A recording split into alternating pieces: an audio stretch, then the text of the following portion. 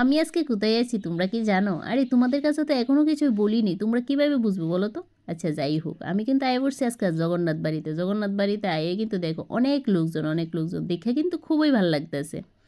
জগন্নাথ বাড়িতে আসার উদ্দেশ্য হইতাছে চন্দন যাত্রা শুরু হয়ে গেছে। চন্দন যাত্রা আজকে কিন্তু দ্বিতীয় দিন চলতেছে। আমরা কিন্তু ভেতরে প্রবেশ করেই কিন্তু দেখো এখানে সবাই মিলে তিলক কাটতে লাইতাছি। সত্যি জগন্নাথ বাড়িতে এসে যখন এই তিলক কাটাটা আমার কাছে খুবই ভাল লাগে। আমি সবসময় যখন আসি প্রথমে আগে শুরুর দিকেই কিন্তু আমি তিলক কাটতে নিই, তারপরে কিন্তু ভিতরে প্রবেশ করি। সবসময় তোমাদের সাথে মজার ভিডিও শেয়ার করি, ফানি ভিডিও শেয়ার করি। আজকে ভিডিওটা যেহেতু আমি ঠাকুর বাড়িতে আয় পড়ছি, তো ঠাকুর বাড়ির ভিডিওটা কিন্তু তোমরা কেউ স্কিপ করে যাও না। এটার মধ্যে কিন্তু অনেক কিছু দেখতে পারবা। আর এই যে আমার ছেলে কিন্তু দুষ্টামি শুরু হয়েছে, আর ও যে জায়গাতেই যাইব ওর কিন্তু দুষ্টামি বদ্ধ নাই। আর একটা কথা কি জানো, বাচ্চারা দুষ্টামি করবে না কে করবে? আমরা করবো একদম না, কিন্তু আমরা করতাম না, ওরাই কিন্তু দুষ্টামি করবো। আর চন্দন যাত্রা কিন্তু শুরু হয়ে গেছে এদিকে, আর আমরা কিন্তু একদম ঠিক টাইমে আইছি।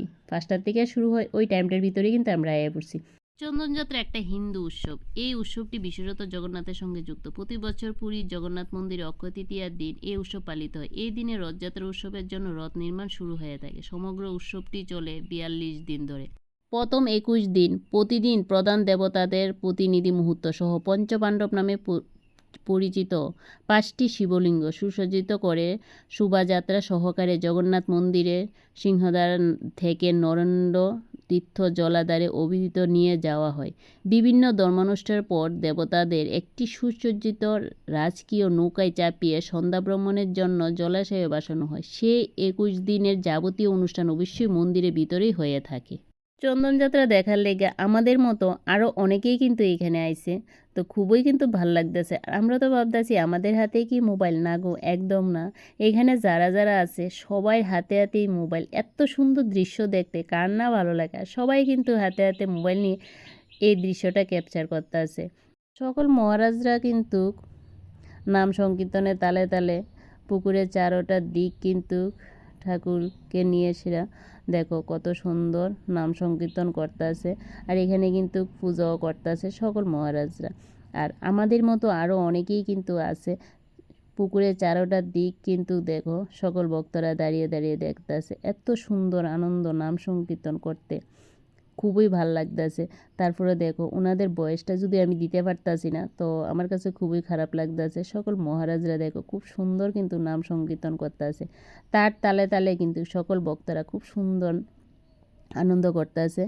তো আমাদের মতো অনেকেই আছে দেখো খুব সুন্দর কিন্তু তারা এখানে সবাই এসে বিকালবেলা আনন্দটা অনুভব করতে আছে।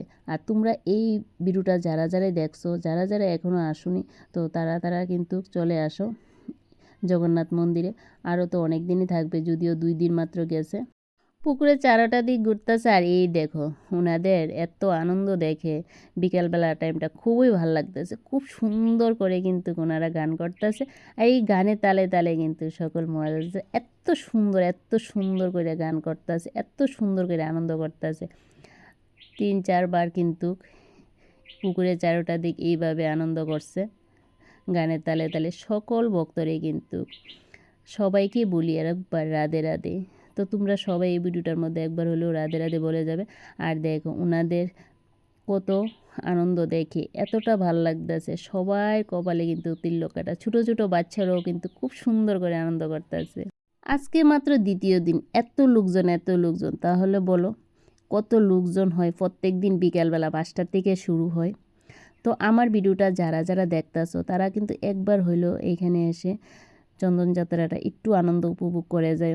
আমরা তো সবাই সবসময় বাড়িতে থাকি না, একটু হলেও তো ঠাকুরের নাম নিলে মনটা একটু শান্তি লাগে। সত্যি আমি তো এত কিছু জানি না, তবে কালকে জগন্নাথ বাড়িতে গিয়ে আমার মনটা এত ভাল লাগছে, মানে কি কমু।